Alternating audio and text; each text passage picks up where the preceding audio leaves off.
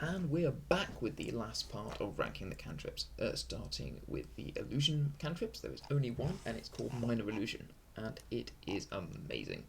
Much like the common theme of the S tier cantrips, with the exception of Eldritch Blast, it's good because there's a lot of versatility to it, and the limit really is your imagination. Create any kind of image you want, no matter how complex, within a 5x5 cube, or create a sound from a different location. You can distract people, it works in combination with stealth, it can be part of roleplay. Basically, almost any typical caster wants minor illusion to round out their arsenal and just allow themselves to do creative things in between combat encounters. The disadvantage of minor illusion is it's not as good as some people think it is. It can't move around, it can't make an image that walks, that's what silent image is for. However, in my experience, most tables don't actually run this properly, and you'll be allowed to do stuff with minor illusion basically to your heart's content. And even with all the restrictions, it's still an S tier spell, really powerful. Next is Chill Touch. Chill Touch is a good damaging cantrip. It's got nice range, 120 feet like Firebolt. It deals 1d8, so a little bit less, but it has two bonus effects. It's very similar to Ray of Frost.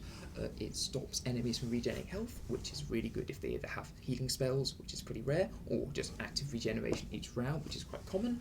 And also, if the enemy is undead, it gives them a disadvantage on the next attack against you. The only downside to Chill Touch is that it's very rare that all of its attributes will come together, which is necrotic damage, stopping regen, and giving a disadvantage to undead.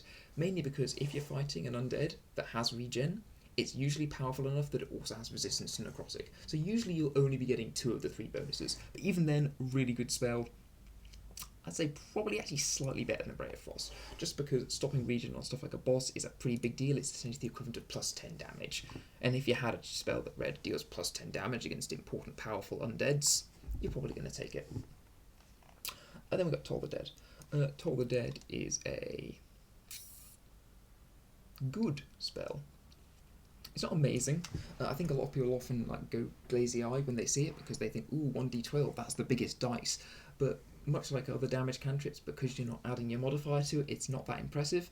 And when you compare it up with Firebolt, you're sacrificing a load of range, you're sacrificing some damage when the enemies are full health, and the only thing you're gaining out of it is, essentially 1 point of damage, or really 0.5 damage if you're working out how the averages all add together. Not amazing, but compared to the other damage spells, still pretty solid. I'd say not quite as good as Frostbite. Spare the Dying. Spare the Dying would be great if Healing Word didn't exist, which, while obviously isn't a cantrip, basically renders Spare the Dying obsolete. There's almost no situation where you want to be using Spare the Dying. It's not useful outside of combat, it doesn't really add to roleplay, and when you're in combat you don't want to spend an action stabilising. You need to either just use your medicine deck if you're in desperation, or you just got to risk it and actually spend an action trying to kill the people you're fighting. Blade Ward.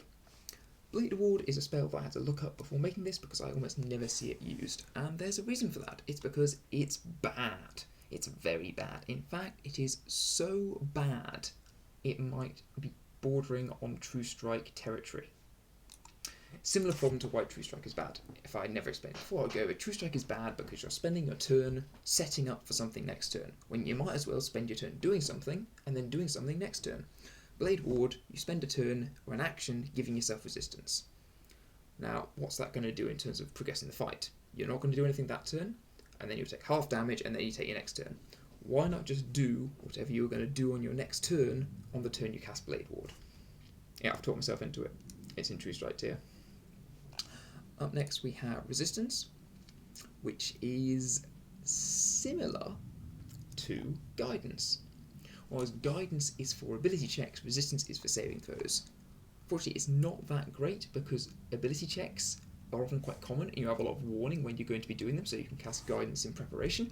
Saving throws usually don't have the warning they're about to happen, and so it's going to be way rarer that Resistance helps you. Not terrible, not completely useless. I'd say it's probably a lot more useful than a lot of these more mediocre things. There's certainly situations where you could know saving throws coming up, but it's definitely very, very niche. Right, moving now to the enchantment spells, we've got Mindsliver. I remember when Mindsliver came out, seeing a lot of people quite excited, thinking it was going to be quite an amazing spell. I'm not that impressed by it.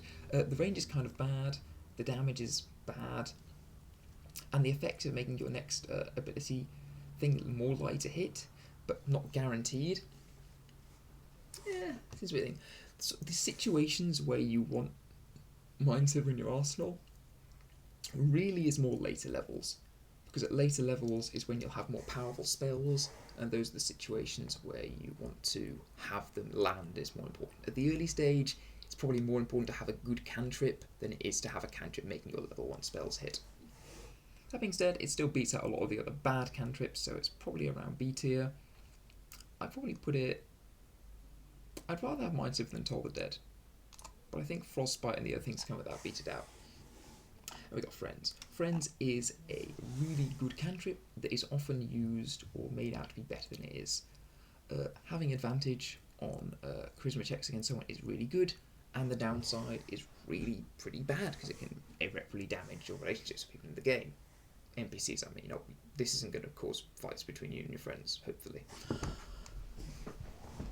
Main thing with Friends, take what I have with it, is while the downside is bad, I find that in terms of how mechanically interesting and fun it is to have in the game, it's almost a positive. Because making NPCs like dislike you or have some negative feelings because you've cast magic is more of a role-playing benefit than a detriment to how the game plays. You can still use it to manipulate people, and it kind of plays into a certain theme. Obviously, you can't spam it willy-nilly, otherwise you can get a very bad reputation, but it's definitely a lot more fun to have as a cantrip than the other, more uninteresting fighting ones. And lastly, but certainly not least, is one of the more iconic cantrips, Vicious Mockery. I think it's only for bards, but obviously anyone can multicast or take feats to grab it if they want. Vicious Mockery is a pretty okay cantrip. It's got mediocre range, bad or terrible damage, with a fairly strong effect. As it's the only thing bards can take, or one of the only good things bards can take as a cantrip, they're going to pick it up quite a lot. However, while flavour-wise, insulting people is fantastic, the actual mechanics are pretty mediocre. So I'm going to pop it a little bit above Acid Splash. Sacred Flame, I think it probably beats out Sacred Flame. Just beats out Sacred Flame. There we go. I'll probably do one last part of the video where I'll just go over the tier list, maybe give some more detailed breakdowns of why I think certain spells are good and which ones are bad. Yep, see you then.